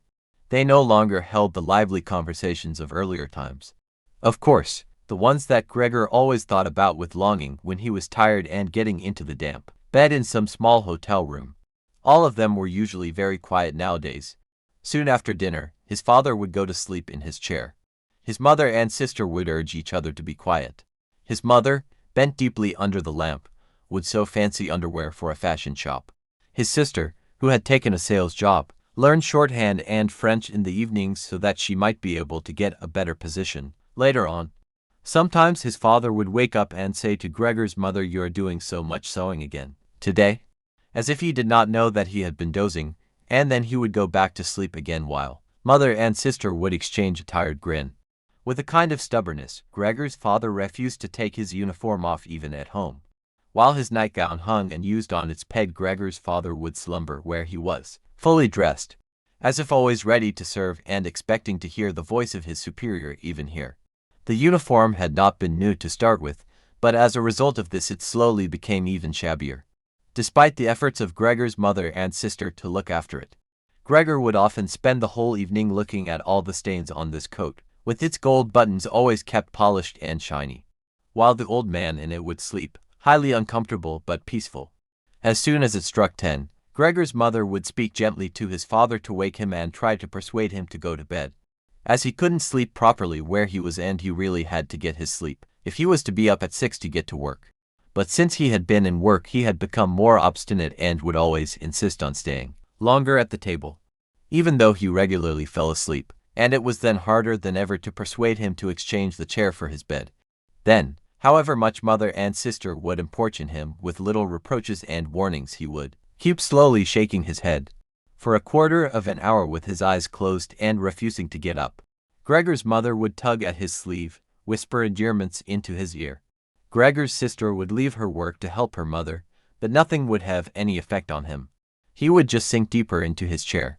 Only when the two women took him under the arms he would abruptly open his eyes, look at them one after the other and say, "What a life! This is what peace I get in my old age," and supported by the two women he would lift himself up carefully, as if he were carrying the greatest load himself, let the women take him to the door, send them off and carry on by himself, while Gregor's mother would throw down her needle and his sister her pen so that they could run after his father and continue being of help to him, who, in this tired and overworked family, would have had time to give more attention to Gregor than was absolutely necessary. The household budget became even smaller. So now the maid was dismissed. An enormous, thick-boned charwoman with white hair that flapped around her head came every morning and evening to do the heaviest work. Everything else was looked after by Gregor's mother on top of the large amount of sewing work she did. Gregor even learned, listening to the evening conversation about what price they had hoped for, that several items of jewelry belonging to the family had been sold, even though both mother and sister had been very fond of wearing them at functions and celebrations. But the loudest complaint was that although the flat was much too big for their present circumstances, they could not move out of it. There was no imaginable way of transferring Gregor to the new address. He could see quite well, though, that there were more reasons than consideration for him that made it difficult for them to move. It would have been quite easy to transport him in any suitable crate with a few air holes in it. The main thing holding the family back from their decision to move was much more to do with their total despair, and the thought that they had been struck with a misfortune unlike anything experienced by anyone else they knew or were related to. They carried out absolutely everything that the world expects from poor people. Gregor's father brought bank employees their breakfast. His mother sacrificed herself by washing clothes for strangers. His sister ran back and forth behind her desk at the behest of the customers, but they just did not have the strength to do any more. And the injury in Gregor's back began to hurt as much as when it was new. After they had come back from taking his father to bed, Gregor's mother and sister would now leave their work where it was and sit close together, cheek to cheek. His mother would point to Gregor's room and say, "Close that door, Greet." And then, when he was in the dark again, they would sit in the next room and their tears would mingle or they would simply sit there staring dry-eyed at the table. Gregor hardly slept at all, either night or day. Sometimes he would think of taking over the family's affairs, just like before, the next time the door was opened. He had long forgotten about his boss and the chief clerk, but they would appear again in his thoughts, the salesmen and the apprentices. That stupid tea boy, 2 or 3 friends from other businesses, one of the chambermaids from a provincial hotel, a tender memory that appeared and disappeared again, a cashier from a hat shop for whom his attention had been serious but too slow. All of them appeared to him, mixed together with strangers and others he had forgotten, but instead of helping him and his family, they were all of them inaccessible, and he was glad when they disappeared. Other times he was not at all in the mood to look after his family. He was filled with simple rage about the lack of attention he was shown, and although he could think of nothing he would have wanted, he made plans of how he could get into the pantry where he could take all the things he was entitled to, even if he was not hungry. Gregor's sister no longer thought about how she could please him, but would hurriedly push some food or other into his room with her foot, before she rushed out to work in the morning and at midday. And in the evening she would sweep it away again with the broom, indifferent as to whether it had been eaten or, more often than not, had been left totally untouched. She still cleared up the room in the evening, but now she could not have been any quicker about it. Smears of dirt were left on the walls, here and there were little balls of dust and filth. At first, Gregor went into one of the worst of these places when his sister arrived as a reproach to her. But he could have stayed there for weeks without his sister doing anything about it. She could see the dirt as well as he could, but she had simply decided to leave him to it. At the same time, she became touchy in a way that was quite new for her and which everyone in the family understood. Cleaning up Gregor's room was for her and her alone.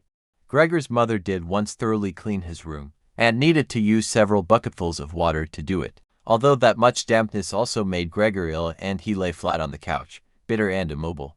But his mother was to be punished still more for what she had done, as hardly had his sister arrived home in the evening than she noticed the change in Gregor's room and, highly aggrieved, ran back into the living room where, despite her mother's raised and imploring hands, she broke into convulsive tears. Her father, of course, was startled out of his chair and the 2 parents looked on astonished and helpless. Then they, too, became agitated. Gregor's father, standing to the right of his mother, accused her of not leaving the cleaning of Gregor's room to his sister. From her left, Gregor's sister screamed at her that she was never to clean Gregor's room again, while his mother tried to draw his father, who was beside himself with anger, into the bedroom. His sister, quaking with tears, thumped on the table with her small fists, and Gregor hissed in anger that no one had even thought of closing the door to save him the sight of this and all its noise. Gregor's sister was exhausted from going out to work, and looking after Gregor as she had done before was even more work for her. But, even so, his mother ought certainly not to have taken her place. Gregor, on the other hand, ought not to be neglected. Now, though, the charwoman was here. This elderly widow, with a robust bone structure that made her able to withstand the hardest of things in her long life, wasn't really repelled by Gregor. Just by chance one day, rather than any real curiosity, she opened the door to Gregor's room and found herself face to face with him. He was taken totally by surprise. No one was chasing him, but he began to rush to and fro, while she just stood there in amazement with her hands crossed in front of her. From then on she never failed to open the door slightly every evening and morning and look briefly in on him. At first she would call to him, as she did so with words that she probably considered friendly, such as "Come on then, you old dung beetle," or "Look at the old dung beetle there." Gregor never responded to being spoken to in that way, but just remained where he was without moving as if the door had never even been opened. If only they had told this charwoman to clean up his room every day instead of letting her disturb him for no reason whenever she felt like it. One day, early in the morning while a heavy rain struck the window panes, perhaps indicating that spring was coming, she began to speak to him in that way once again. Gregor was so resentful of it that he started to move toward her. He was slow and infirm, but it was like a kind of attack. Instead of being afraid, the charwoman just lifted up one of the chairs from near the door and stood there with her mouth open, clearly intending not to close her mouth until the chair in her hand had been slammed down into Gregor's back. "Aren't you coming any closer, then?" she asked when Gregor turned round again, and she calmly put the chair back in the corner. Gregor had almost entirely stopped eating. Only if he happened to find himself next to the food that had been prepared for him, he might take some of it into his mouth to play with it. Leave it there a few hours and then, more often than not, spit it out again. At first he thought it was distress at the state of his room that stopped him eating, but he had soon got used to the changes made there. They had got into the habit of putting things into this room that they had no room for anywhere else. And there were now many such things, as one of the rooms in the flat had been rented out to 3 gentlemen. These earnest gentlemen, all 3 of them had full beards. As Gregor learned peering through the crack in the door one day, were painfully insistent on things being tidy. This meant not only in their own room but, since they had taken a room in this establishment, in the entire flat and especially in the kitchen. And necessary clutter was something they could not tolerate, especially if it was dirty. They had moreover brought most of their own furnishings and equipment with them. For this reason, many things had become superfluous which, although they could not be sold, the family did not wish to discard. All these things found their way into Gregor's room. The dustbins from the kitchen found their way in there too. The charwoman was always in a hurry, and anything she couldn't use for the time being she would just chuck in there.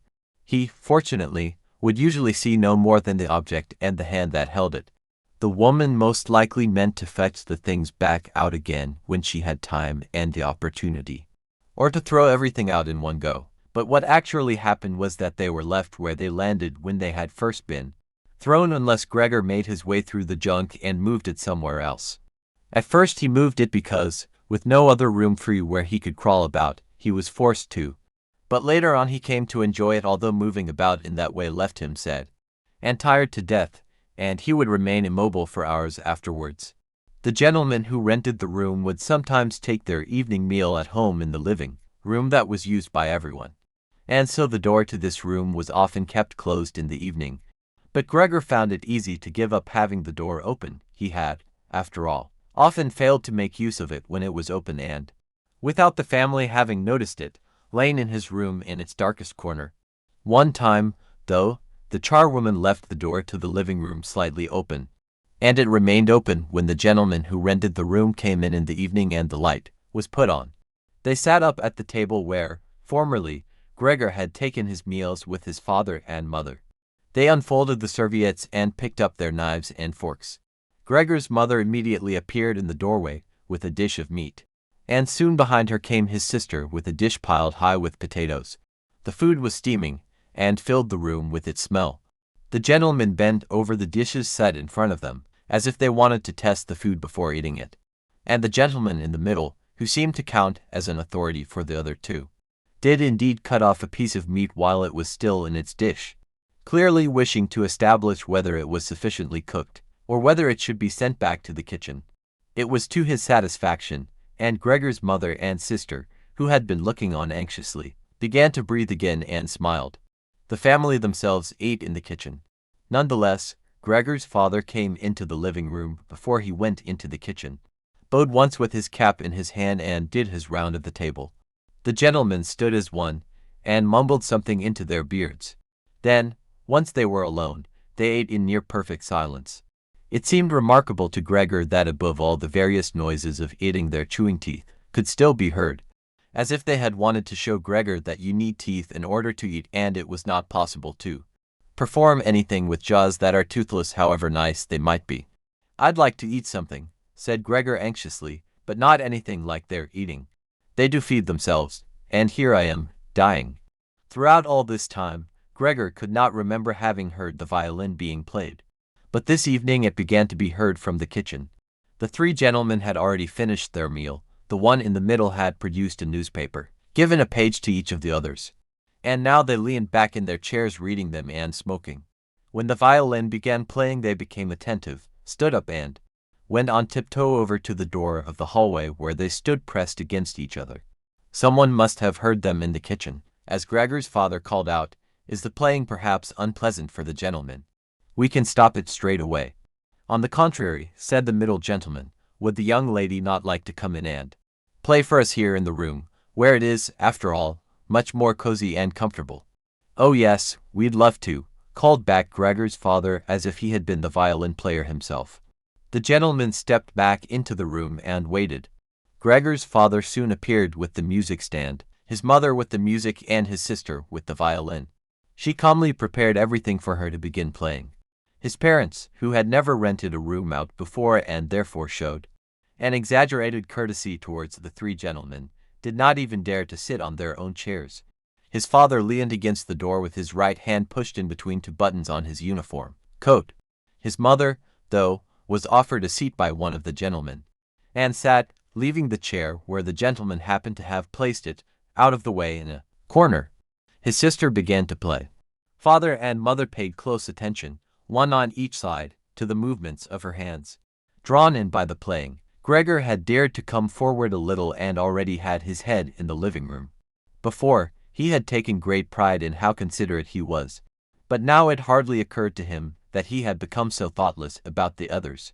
What's more, there was now all the more reason to keep himself hidden, as he was covered in the dust that lay everywhere in his room and flew up at the slightest movement. He carried threads, hairs, and remains of food about on his back and sides. He was much too indifferent to everything now to lay on his back and wipe himself on the carpet, like he had used to do several times a day.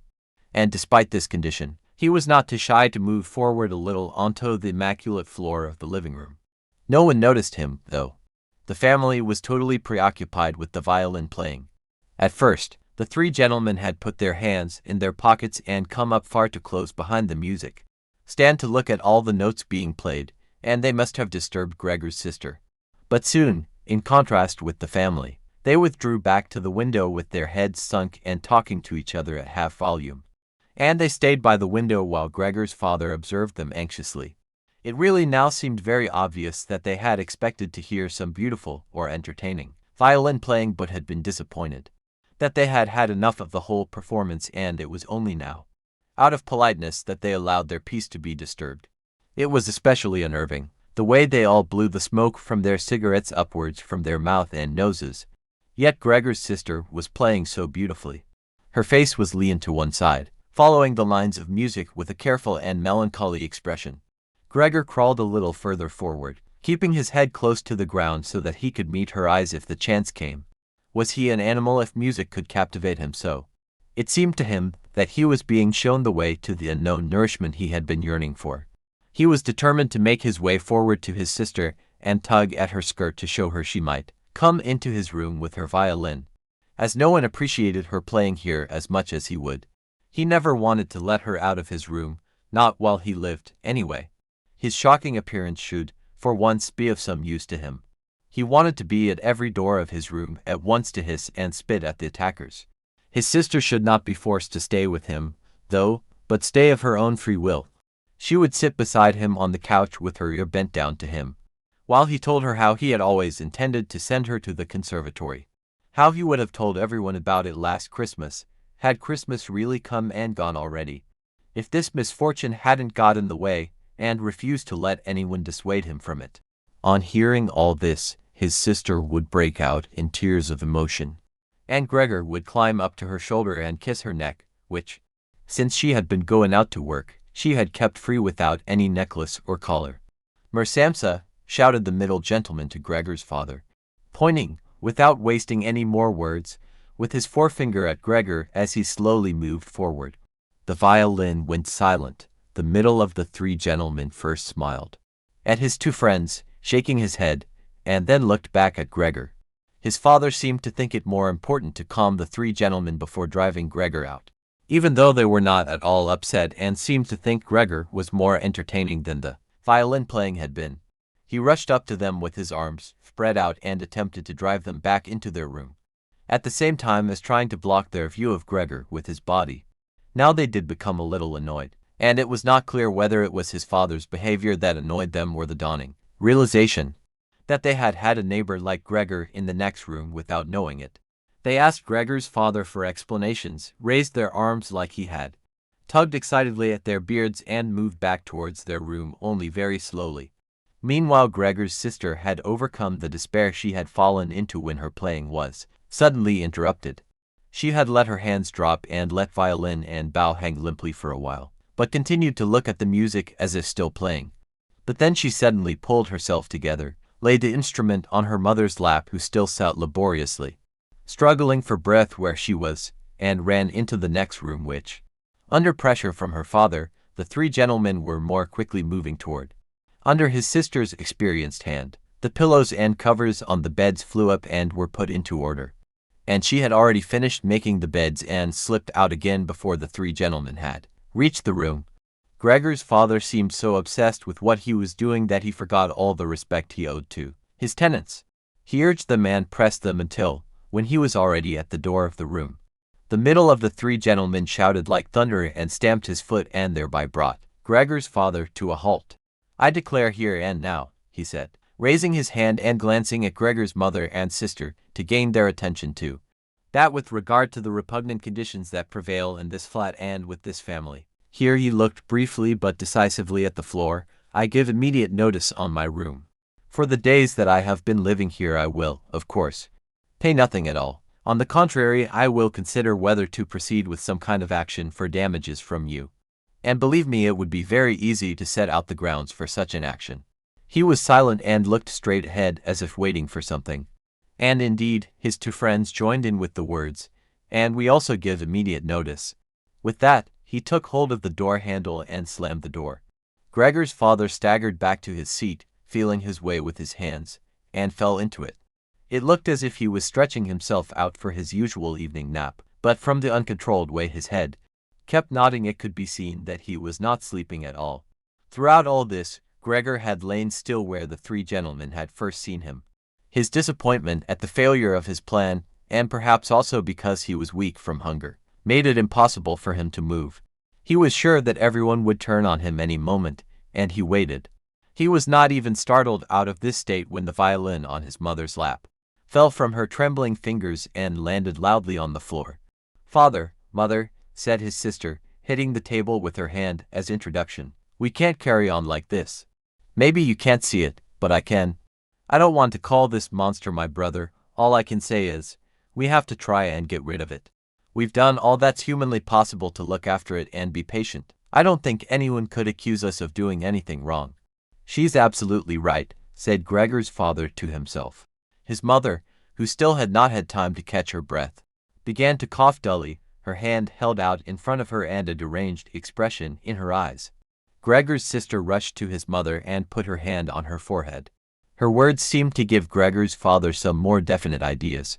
He sat upright, played with his uniform cap between the plates left by the three gentlemen after their meal, and occasionally looked down at Gregor as he lay there immobile. "We have to try and get rid of it," said Gregor's sister, now speaking only to her father. As her mother was too occupied with coughing to listen, "It'll be the death of both of you. I can see it coming. We can't all work as hard as we have to and then come home to be tortured like this. We can't endure it. I can't endure it any more." And she broke out so heavily in tears that they flowed down the face of her mother, and she wiped them away with mechanical hand movements. "My child," said her father with sympathy and obvious understanding, "what are we to do?" His sister just shrugged her shoulders as a sign of the helplessness and tears that had taken hold of her, displacing her earlier certainty. "If he could just understand us," said his father almost as a question. His sister shook her hand vigorously through her tears, as a sign that there was no question. "If he could just understand us," repeated Gregor's father, closing his eyes in acceptance of his sister's certainty that was quite impossible. "Then perhaps we could come to some kind of arrangement with him. But as it is, it's got to go," shouted his sister. "That's the only way, father. You've got to get rid of the idea that that's Gregor. We've only harmed ourselves by believing it for so long. How can that be Gregor? If it were Gregor, he would have seen long ago that it's not possible for human beings to live with an animal like that, and he would have gone of his own free will. We wouldn't have a brother any more, then, but we could carry on with our lives and remember him with respect. As it is, this animal is persecuting us, it's driven out our tenants. It obviously wants to take over the whole flat and force us to sleep on the streets. Father, look, just look," she suddenly screamed, he starting again, in her alarm, which was totally beyond Gregor's comprehension. His sister even abandoned his mother as she pushed herself vigorously out of her chair as if more willing to sacrifice her own mother than stay anywhere near Gregor. She rushed over to behind her father, who had become excited merely because she was and stood up half, raising his hands in front of Gregor's sister as if to protect her. But Gregor had had no intention of frightening anyone, least of all his sister. All he had done was begin to turn round so that he could go back into his room. Although that was in itself quite startling, as his pain-racked condition meant that turning round required a great deal of effort, and he was using his head to help himself do it, repeatedly raising it and striking it against the floor. He stopped and looked round. They seemed to have realized his good intention and had only been alarmed briefly. Now they all looked at him in unhappy silence. His mother lay in her chair with her legs stretched out and pressed against each other, her eyes nearly closed with exhaustion. His sister sat next to his father with her arms around his neck. Maybe now they'll let me turn round, thought Gregor, and went back to work. He could not help panting loudly with the effort and had sometimes to stop and take a rest. No one was making him rush any more, everything was left up to him. As soon as he had finally finished turning round, he began to move straight ahead. He was amazed at the great distance that separated him from his room, and could not understand how he had covered that distance in his weak state a little while before, and almost without noticing it. He concentrated on crawling as fast as he could and hardly noticed that there was not a word, not any cry, from his family to distract him. He did not turn his head until he had reached the doorway. He did not turn it all the way round as he felt his neck becoming stiff. But it was none the less enough to see that nothing behind him had changed, only his sister had stood up. With his last glance he saw that his mother had now fallen completely asleep. He was hardly inside his room before the door was hurriedly shut, bolted and locked. The sudden noise behind Gregor so startled him that his little legs collapsed under him. It was his sister who had been in so much of a rush. She had been standing there waiting and sprung forward lightly. Gregor had not heard her coming at all, and as she turned the key in the lock she said loudly to her parents at last, "What now, then?" Gregor asked himself as he looked round in the darkness. He soon made the discovery that he could no longer move at all. This was no surprise to him. It seemed rather that being able to actually move round on those spindly little legs until then was unnatural. He also felt relatively comfortable. It is true that his entire body was aching, but the pain seemed to be slowly getting weaker and would finally disappear altogether. He could already hardly feel the decayed apple in his back or the inflamed area around it, which was entirely covered in white dust. He thought back of his family with emotion and love. If it was possible, he felt that he must go away even more strongly than his sister. He remained in this state of empty and peaceful rumination until he heard the clock tower strike 3 in the morning. He watched as it slowly began to get light everywhere outside the window too. Then, without his willing it, his head sank down completely, and his last breath flowed weakly from his nostrils. When the cleaner came in early in the morning, they'd often asked her not to keep slamming the doors, but with her strength, and in her hurry she still did, so that everyone in the flat knew when she'd arrived, and from then on it was impossible to sleep in peace. She made her usual brief look in on Gregor and at first found nothing special. She thought he was laying there so still on purpose, playing the martyr. She attributed all possible understanding to him. She happened to be holding the long broom in her hand, so she tried to tickle Gregor with it from the doorway. When she had no success with that, she tried to make a nuisance of herself and poked at him a little.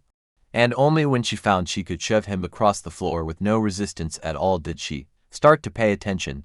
She soon realized what had really happened, opened her eyes wide, whistled to herself, but did not waste time to yank open the bedroom doors and shout loudly into the darkness of the bedrooms, "Come and have a look at this, it's dead, just lying there, stone dead."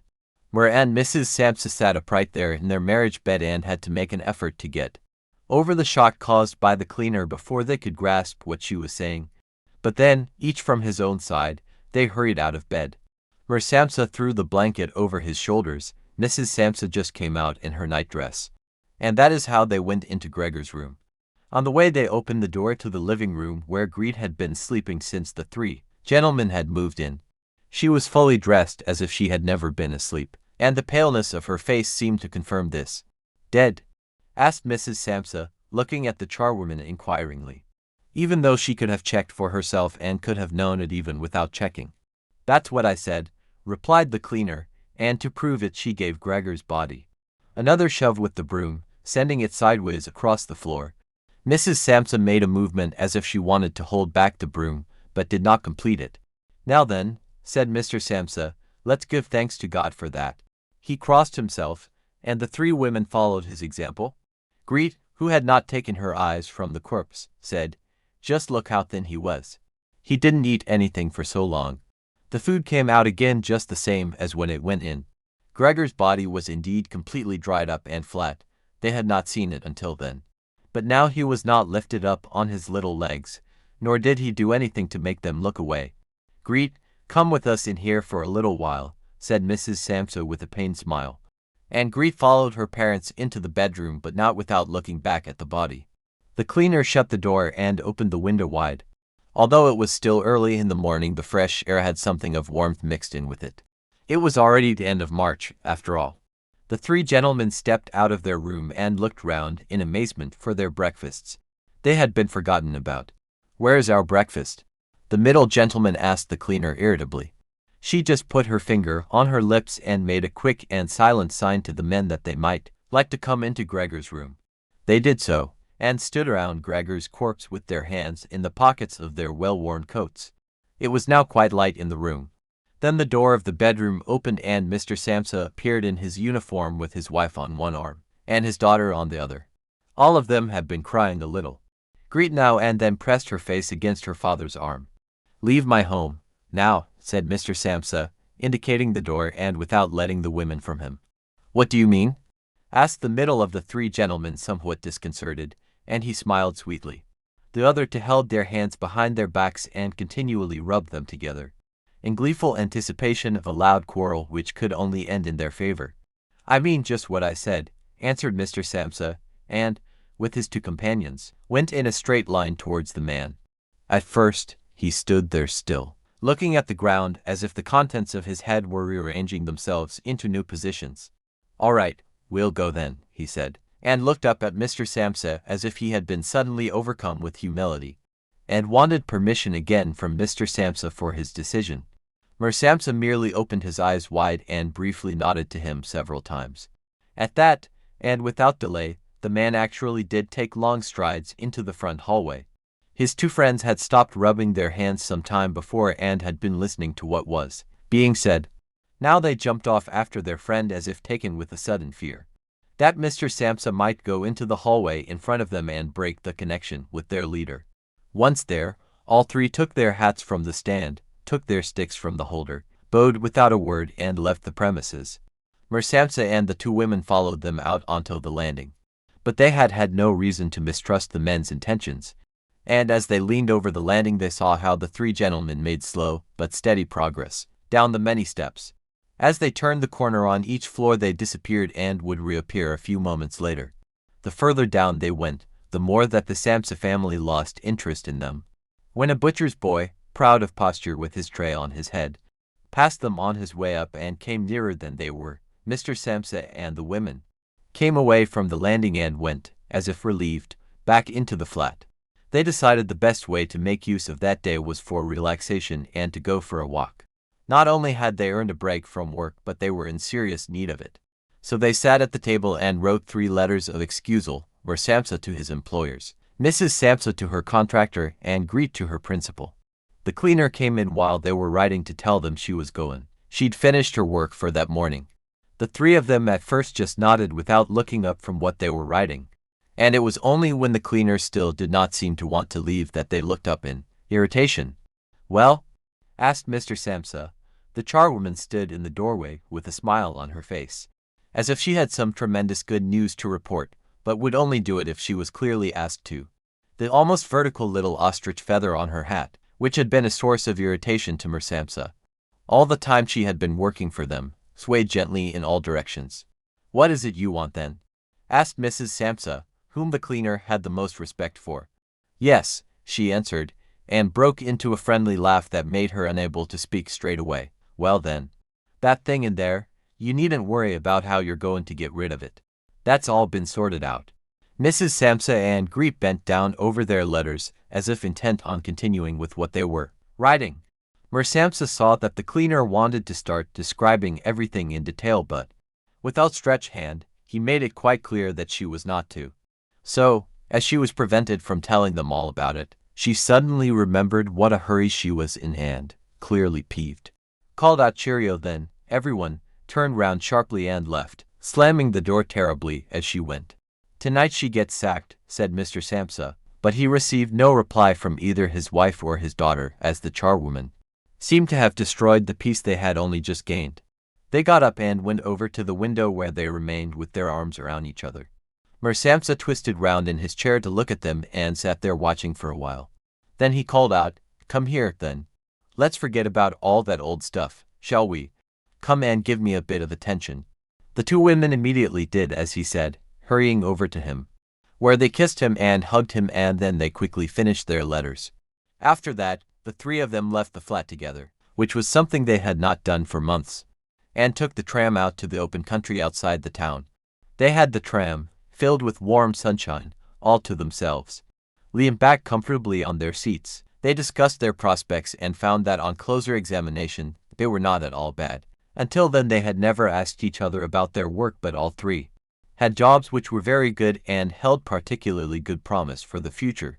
The greatest improvement for the time being, of course, would be achieved quite easily by moving house. What they needed now was a flat that was smaller and cheaper than the current one which had been chosen by Gregor. One that was in a better location and, most of all, more practical. All the time, Greet was becoming livelier. With all the worry they had been having of late, her cheeks had become pale, but, while they were talking, Mr. and Mrs. Samsa were struck, almost simultaneously, with the thought of how their daughter was blossoming into a well-built and beautiful young lady. They became quieter, just from each other's glance, and almost without knowing it. They agreed that it would soon be time to find a good man for her, and, as if in confirmation of their new dreams and good intentions, as soon as they reached their destination, Greet was the first to get up and stretch out her young body,